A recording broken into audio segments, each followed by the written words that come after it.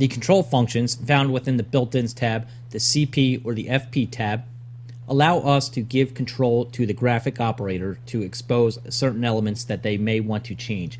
Now this is Vizrt Artist 3.3. This tab is called CP. If you're using Viz 3.0 or 3.2, this tab will be called FP.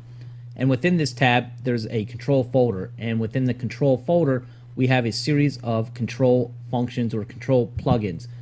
And these plugins allow the graphic operator to change certain parameters of the graphic. So if your playback device is Trio, within Trio they will have the advantage of changing certain graphic elements. You can also use these for templates and Viz Content Pilot as well. Now whenever you're using these control plugins, you'll want to start with a top level group. So I'm just going to grab a group and drag it into the scene tree. And to demonstrate, first we're just going to use a font. So I'm going to go into my server and grab a font and drag it down as a sub-container of this top level group. Let me just slide this font over a little bit so that we can see it a little bit better. And we're going to go back into the built-ins. And I'm going to come down here, and since this is a font or a text, I'm going to find my control text function and drag this onto the text container. And when I do that, you can see that it automatically added this object to the top level group here. This object needs to be present in order for it to be read by Trio, Content Pilot, or Template Wizard. And once it's on there, if you click on it, there's really nothing that we need to do at the moment. We can just leave it blank as is. So I'm going to go into my control text function here.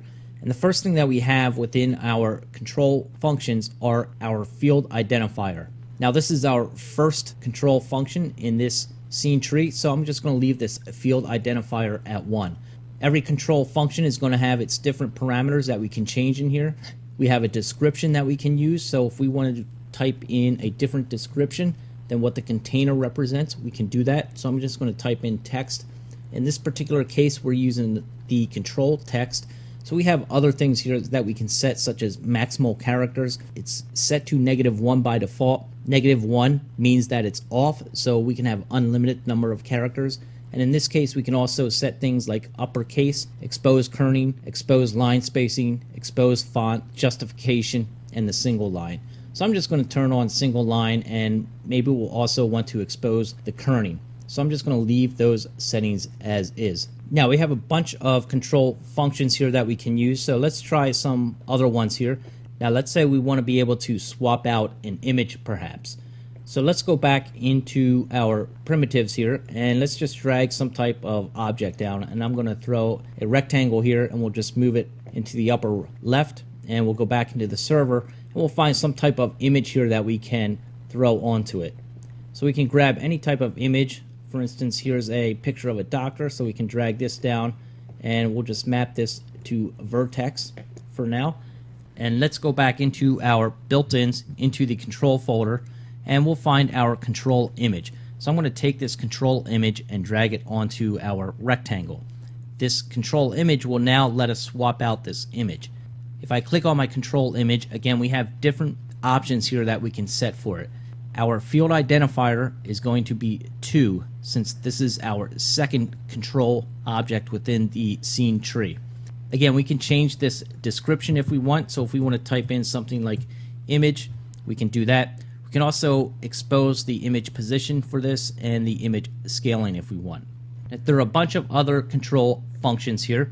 So let's do one more here, and what I'm going to do is just actually copy this text container, and I'm just going to hold down control and drag this down, and we'll just separate this down a little bit. Now I want to come back into the text control function, and since this is our third control function within the scene tree, I'm going to make my field identifier 3.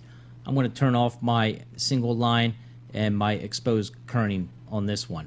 Now on maximal characters, let's change this one to 20. Next thing we'll want to do is just save this and test it out in Trio. So I'm going to hit save as to find a place to save it. So we'll just call this control, and we'll hit OK. Now we're going to go into Trio and test them out. So once we're inside Trio, we need to import this scene into Trio. And to do that, we have this little page editor drop down here. And I'm going to click on the drop down, and it says import scenes. So I'm going to click on the import scenes button, and it shows us our Vizrt Artist scene tree, or our server folders here. and I'm going to click on the folder where I saved that scene that we were just working on. Here you can see the control scene that we just made, and a couple ways that you can import it. We can highlight it and we can click import. We can double click on this scene, or you can actually drag it left right into this window right over here. Now I'm going to come to this left window here, and I'm going to double click on my scene, and once I do that, you can see in the preview window here, or render window, how it shows us our scene that we made in Vizrt Artist. In the lower left, which is called the tab field, we have these field identifiers 1, 2, and 3, and as we change or click on these field identifiers, you can see how it changes everything in the upper right. So in our first example, we have a text here. We have a little plus sign, so if I click on this plus, it exposes our parameters that we gave it. So here we can change the text. So if we want to type in a new line of text, we can do that. We also gave it the ability to change the kerning on this one, so I can click on the kerning and kern this text out. Our second one, we gave it the control image, so as I click on the control image tab here, it gives us the ability in the upper right to navigate through different folders to look for a different image that we may want to swap out. So we can double click on any type of image and it will now swap out that image. Our third tab field, or third field identifier, is another text. So when I click on it, it gives us the ability again to change this text. So we can come in here and type in a new line of text. And in this case, we didn't give it any other options other than the character limit. So we set the character limit at 20. So if I continue to type here, and once we reach 20 characters, it's going to start to cut off.